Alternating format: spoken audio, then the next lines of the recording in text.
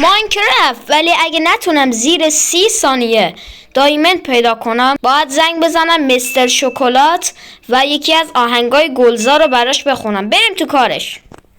خب بچه الان نمیدونم واقعا باید چیکار کرد. فقط امیدوارم میدونه ویلیج بچه. ویلیج بچه ویلیج رو پیدا کردم. اون آهاشش. فقط امیدوارم یک دونه بلک اسمیت کار داشته باشه. یا الله ما اومدیم. وای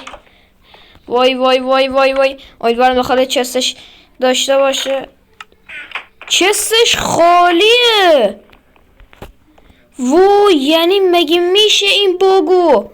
چستش بچه خالی بود. وای نه بچه خیلی کم مونده تا اینکه تموم بشه. بچه خیلی کم مونده. وای نه من نمیخوام این چالشو ببازم.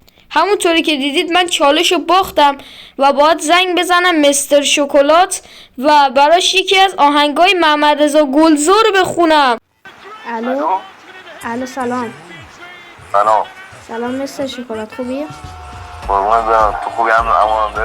خوبم.